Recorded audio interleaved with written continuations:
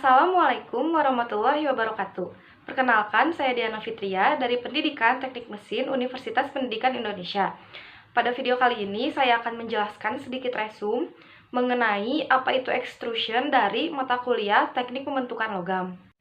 Nah, lalu apa sih ekstrusi itu? Ekstrusi adalah proses di mana logam dipaksa ditekan untuk mengalir ke sebuah cetakan untuk menghasilkan bentuk akhir yang diinginkan. Nah, ekstrusi sendiri memiliki konsep atau prinsip kerjanya itu seperti apabila kita menekan sebuah pasta gigi untuk keluar dari wadah si pasta gigi tersebut dengan cara ditekan secara paksa.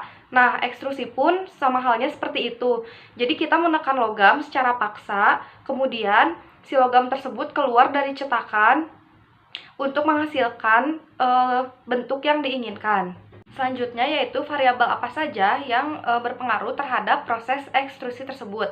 Yang pertama, sudah pasti material yang kita gunakan, dan dalam proses ekstrusi ini biasa menggunakan logam billet. Kemudian yang kedua, sudut cetakan itu sendiri, dan yang ketiga yaitu pelumas. Mengapa dibutuhkan pelumas? Yaitu karena di dalam proses ekstrusi ini akan ada dua buah material atau dua buah benda yang saling bergesekan, sehingga perlu diberikannya pelumas untuk mempermudah atau sebagai media untuk melakukan proses ekstrusi tersebut. Kemudian ada material flow in extrusion, di mana yaitu aliran logam yang mengalir ke dalam cetakan mengalami deformasi seperti yang diilustrasikan pada gambar berikut. Pada gambar A dapat dilihat bahwasannya logam kita tekan lalu mengalami deformasi ketika dipaksa untuk masuk ke dalam cetakan. Nah, garis-garisnya itu menumpuk seperti yang dapat dilihat di bawah. Kemudian pada gambar B dan C, ketika logam terus-menerus kita paksa ditekan untuk masuk ke dalam cetakan, si garisnya itu makin menumpuk di bawah, namun garisnya tetap tertahan di bagian atasnya, di mana di bagian bawah ini mengakibatkan terbentuknya daerah dead zone gitu. Nah, dead zone sendiri dipengaruhi oleh sudut cetakan itu sendiri, di mana pada dead zone ini mengakibatkan cacat pada permukaan, cenderung permukaannya itu akan kasar. Kemudian diperlukan gaya tekan yang besar. Kemudian pada dead zone ini adanya gesekan antara dua material yang mengakibatkan si permukaan kasar tersebut. Kemudian, pada proses ekstrusi ini tidak ada material yang terbuang, namun sisa material tersebut akan tertahan pada dead zone. Mungkin akan lebih jelas ketika melihat gambar bahwasannya yang pink itu akan tertahan di daerah dead zone dan yang merah itu akan keluar melalui cetakan. Kemudian ada type of extrusion atau tipe atau jenis yang ada dalam proses ekstrusi. Yang pertama yaitu ada direct atau secara langsung, kemudian indirect atau tidak secara langsung, dan yang ketiga ada hidrostatik, dan yang terakhir ada lateral. Pertama kita akan membahas mengenai direct extrusion terlebih dahulu. Nah, pada direct extrusion ini karena secara langsung maka prosesnya si logam ditekan, kemudian memaksa si logam tersebut untuk keluar dari cetakan. Jadi prosesnya itu seperti ekstrusi biasa, yaitu ditekan kemudian logam tersebut keluar dari cetakan. Sedangkan pada proses indirect extrusion, prosesnya itu menggunakan nanrel untuk membuat si tengahnya itu berlubang.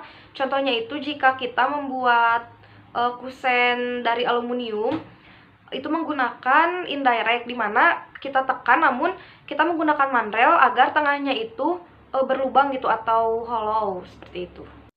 Yang ketiga itu ada hydrostatic extrusion, di mana prosesnya itu menggunakan fluida. Dan yang terakhir yaitu lateral, penggunaannya itu jarang digunakan.